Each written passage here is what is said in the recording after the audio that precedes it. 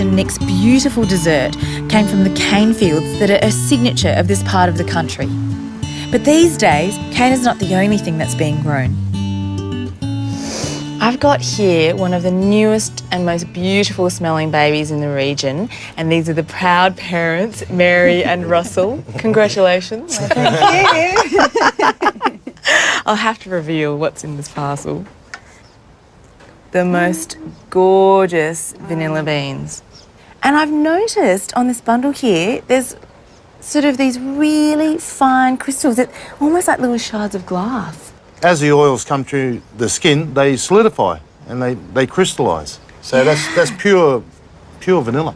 And that only happens with really, really top quality vanilla. Very high vanillin content. Yep. Yeah. And with the vanilla industry, they go with A-grade beans being a large bean. We do feel that's not necessarily the case, because a small vanilla bean does have a lot of vanillin content also. So it's not about the length of a bean. It's about the vanillin content inside a bean. Not about the size. It's not. It's not the size of it. And it's the way that you use it. Thanks, Russell. Wow. Right. So this is where it all happens. This is our vanillary. So how many plants are here? Well, there's about roughly about 500. Yeah, and it looks like an orchid. It's an orchid. It is the only edible fruit of an orchid in the world. Mm-hmm. Won't be long, and they'll be flowering. Now, the flowers only come out generally in springtime. The flower opens up in the morning, it closes up just before lunch and never opens again.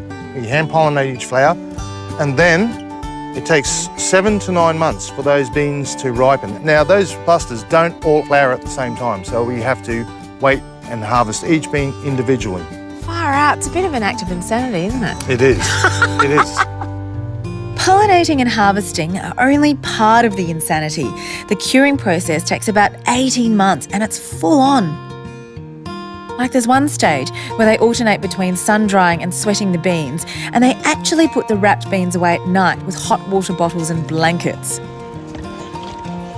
Now, I know you say that you have to handle these beans with love, but you take it to a whole new level, don't you? We do.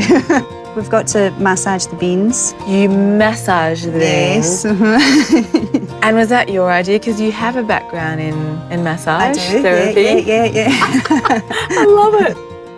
What we do is we push the oils, press on the bean, and it kind of pushes the oils. Spreads them over the outside of the bean as it comes through. Did you ever think you would wind up in this? Never.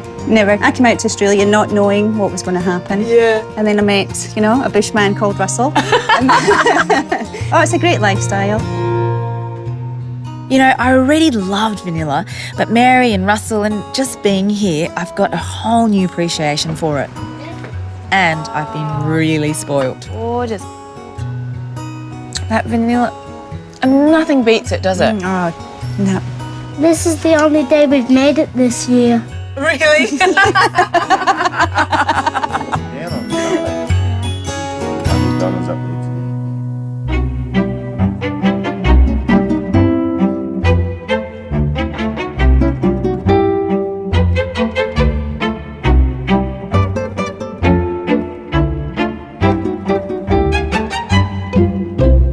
Mary's vanilla slice was seriously the best vanilla slice I've ever had in my life. I think I had 4 pieces.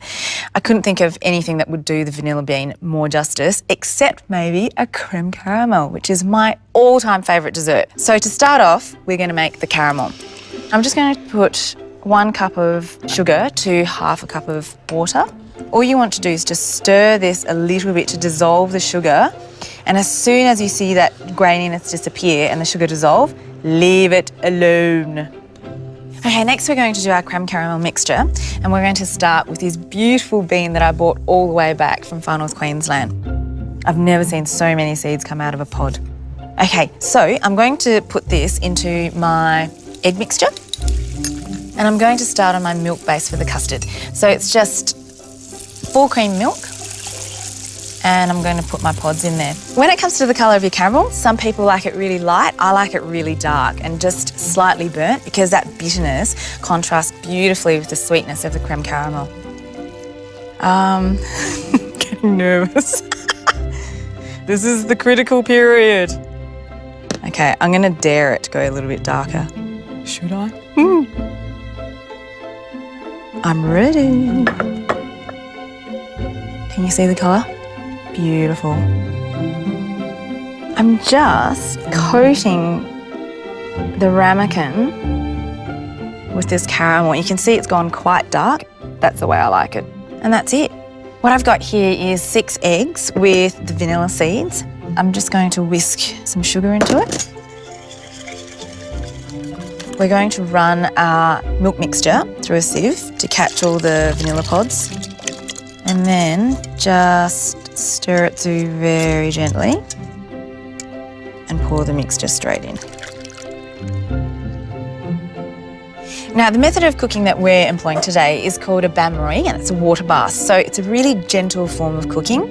That goes in the oven at 140 to 150 fan forced for about 30 to 40 minutes. If it's set, it'll just sort of wobble as one mass. Now, I've got one here that I've turned out, and I've got completely mental with the strawberries. It's just a really nice contrast, that little bit of acid. So I'm gonna have a little taste. So you can see, it's a really nice silky texture and no bubbles there. It's not just any ordinary creme caramel here, because we've got those amazing, lovingly grown vanilla beans from Russell and Mary, so it's just stunning.